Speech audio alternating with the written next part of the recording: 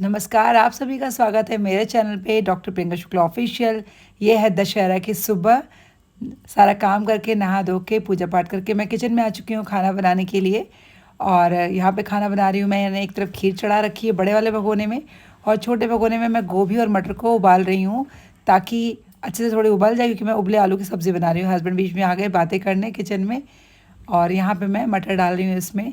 तो चलिए व्लॉग शुरू करते हैं दशहरे के दिन का। मैं इनसे कुछ बातें कर रही हूँ और साथ में अपना काम भी कर रही हूँ।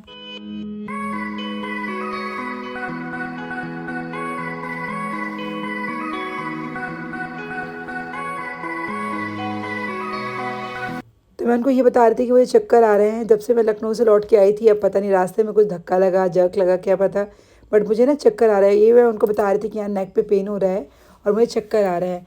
तो ये व्लॉग भी मेरा बीच में मिस हो गया पूरा। ये बोल रहे हैं कि नहीं तुमको बीपी लो है, लो नमक खाओ। मैं खा नहीं रही थी खाना बनाते वक्त, लेकिन कहने लगे कुछ नहीं होता है, हमें चारों को तो खाना है, खाओ। तो वो मुझे बार बार ज़बरदस्ती नमकीन खिला रहे थे कि नमकीन खाओ, इससे तुमको चक्कर आ रहे हैं। मैंने अभी डॉक्टर को दिखाया नहीं था, सोचा कि चलो बीपी लो होगा शायद, क्योंकि बीपी मैंने लिया तो थोड़ा लो था मेरा, तो उसकी वजह से होगा। यहाँ मैं आलू छील रही हूँ। तो मैंने आलू मटर गोभी की सब्ज़ी बनाई थी, खीर बनाई थी, पुलाव बनाया था और पूड़ी बनाई थी। तो ये चीज़ें बनाई थी और अपने लिए सिर्फ 2 रोटियाँ मैंने बना ली थी। यहाँ पे मैं हस्बैंड से बातें कर रही हूँ, बकबक करने में लगी हुई हूँ, और व्लॉग भी साथ में शूट कर रही हूँ। तो आप सब ज़रूर बताइए कमेंट में कि आपने क्या क्या बनाया था दशहरे के दिन, मुझे अच्छा लगेगा। अब यहाँ पे मैं आलू काट रही थी। बहुत लोग कहेंगे इसमें क्या ख़ास है, किसी ने मुझे कमेंट में बोला था यूट्यूब के एक कि इसमें कुछ ख़ास नहीं, आप तो अपना डेली रूटीन बताती हैं, कुछ नया बताओ, पक जाते हैं। पर नहीं, जो हमें चाहते हैं वो चाहते हैं हमारा डेली रूटीन देखना, इसलिए हम उनके लिए बनाते हैं जो हमें चाहते हैं। और जो लोग पक जाते हैं उनके लिए क्या कर सकते हैं। आपके लिए बहुत सारे मेरे और वीडियोज़ हैं जो थोड़े डिफरेंट होते हैं। डेली रूटीन वाले वीडियो मैं अपने उन व्यूअर्स के लिए बनाती हूँ जो मुझे देखना चाहते हैं कि मैं अपना डेली रूटीन कैसे करती हूँ। तो यहाँ मैं प्याज काट रही थी और मैं कुछ भी शूट नहीं कर पाई, मुझे इतना चक्कर आने लगा। अब ये शाम के समय का है, मैं गई थी दशहरे के मेले में, आराम किया, थोड़ा ठीक लगने लगा, मैंने कपड़े भी नहीं बदले, ऐसे मैं दशहरे मेले में चली गई। तो अब मैं आपको दिखाती हूँ ये ITI कैंपस का मेला। सिंपल सा मेला है, कुछ भी खास नहीं है, पर यहाँ पे कुछ भी होता है वो हमें बहुत खास लगता है। तो ये हमारा KV कैंपस का ग्राउंड है, KV कैंपस है सॉरी, और उसका एक ग्राउंड है। वहाँ पे ही ये रामलीला का मंचन हो रहा है सामने, और यहाँ पे ही रावण का दहन होगा।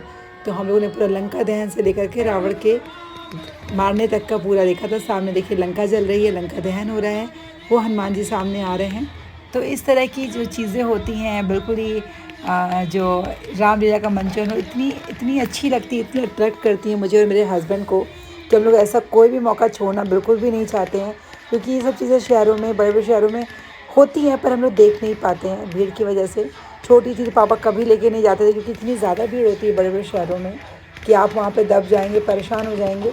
और रावण का जो दहन होता है काफ़ी लेट होता है, 12 बजे 1 बजे। यहाँ पे टाइमिंग बहुत अच्छी होती है, 8 साढ़े 8 बजे हो जाता है। तो हम लोग जाते हैं हर साल और देख के आते हैं। तो ये सामने लंका जल रही है, हनुमान जी ने लंका में आग लगा दी है। और साथ ही साथ मैं बच्चों को पूरी स्टोरी भी बता रही थी। सामने देखते हुए स्टोरी सुनने में बच्चों को ज़्यादा मज़ा आता है, और इस तरह से अगर सुनाओ तो शायद कम समझ में आता है, लेकिन सामने चीज़ें हो रही हों तो लोगों को बहुत ज़्यादा मज़ा आता है। यहाँ पे कुछ मेरे जानने वाले मेरे फैंस भी थे, मेरे साथ में खड़ी हुई हैं, ये नीरू मैम है और उनके साथ भी एक लोग हैं, और बहुत ज़्यादा लोग मुझे मिले और अनएक्सपेक्टेड था। साल दर साल लोग की संख्या बढ़ती जा रही है, पहचानने वालों की। अब की बार बहुत सारे लोग मिले जो मुझे पहचान गए थे, मिलाती हूँ सबसे। यहाँ पे मेरी फैन मिल गई है, बहुत अच्छा लगता है। रावण के मतलब कई लोग मिले, ये भी मेरे नाम पूर्णिमा पूर्णिमा है, पूर्णिमा मेरे बचपन की दोस्त थी वैसे। ये लोग मिल गए यहाँ पे दशहरे के मेले में, बहुत अच्छा लगता है आप लोग का प्यार देख करके, और प्यार बना रहे। अब मिल गई है मेरी सब्सक्राइबर, अपना नाम नीलम आर्या, नीलम जी मिल गई है, ये भी पहचान लिया। तो अच्छा लगता है कि आप जाएं ऐसे भीड़ में और आपको लोग पहचान लें। यही मेरी उपलब्धि है, यही मेरी उपलब्धि है कि लोग पहचान लेते हैं। आप थैंक यू सो मच। और सब्सक्राइबर और मेरे फॉलोअर्स मिल गए, नाम बता दीजिए। सभ्या और शार्वी, तो ये लोग मिल गए हैं और ये इतना सारा प्यार बटोर के लेके जा रहे हैं दशहरे मेले से।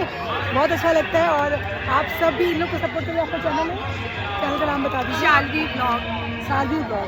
सभ्या श्रीवास्तव 1940। सभ्या अभी आपको देख के शुरू किया है, बस मिनी बिल्कुल ब्लॉग बिल्कुल। और ईश्वर करे आप लोग बहुत ग्रो करो, बहुत आगे जाओ लाइफ में। तो चलिए इन लोगों के साथ भी हम लोग गप्पे करेंगे। बहुत सारी बातें हो रही हैं बहुत देर से, तो मिलते हैं फिर आपसे। एक और फॉलोअर और चाहने वाली मिल गई कह सकती हूँ, श्रद्धा अभिषेक दुबे। आपका इंस्टाग्राम पे अकाउंट है, श्रद्धा का इंस्टाग्राम पे अकाउंट है, ये भी मिल गई जाते जाते। और यहाँ पे रोज़ आशिकी मैम भी, किरण मैम, उनसे बातें कर रहे थे, तो ये मिल गई। आपसे मिलना दिखा देते हम निकल ही रहे थे, बस मैम से मिलकर बातें करने लगे। तो ये भी यही रहती है मनकापुर में ही। देखिए मनकापुर में कितना प्यार है, कितना प्यार दे रहे हैं लोग। तो आप भी खूब सारा प्यार दीजिए मनकापुर वालों को।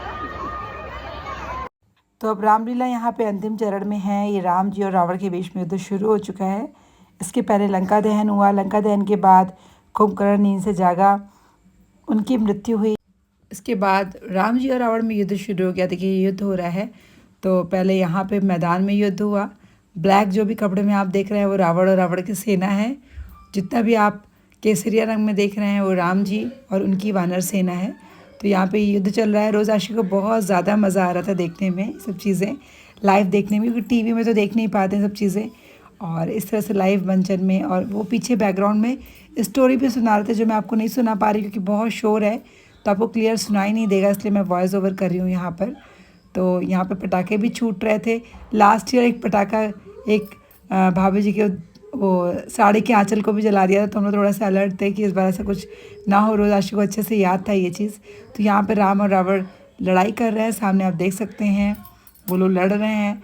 लड़ते लड़ते अभी वो लोग यहाँ पे स्टेज पे भी जाएंगे।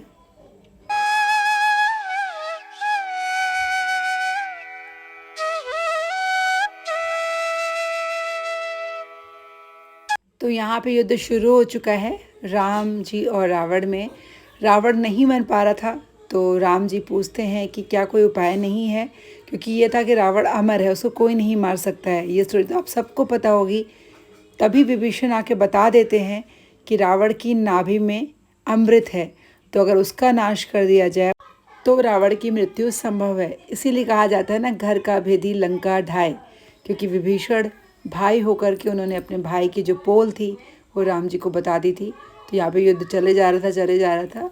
और इसके बाद फिर जब राम जी को ये बात पता चलती है कि हाँ रावण की नाभि में अमृत है, तो उसकी वो नाभि पे वार करेंगे। तब तक युद्ध अभी चल रहा है और यहाँ पर उन्होंने उनकी नाभि पे वार किया और यहाँ पे रावण की मृत्यु हो गई।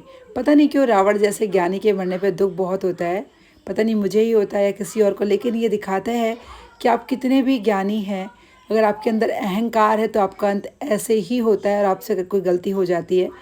यहाँ पे रावण का दहन हो रहा है, तो हमारा ये संस्कार, ये संस्कृति रही है कि अगर किसी पराई स्त्री पे बुरी नज़र भी डाली तो रावण का दहन करा जाता है हर साल। तो इसी सीख को हम लोग अपनाएं।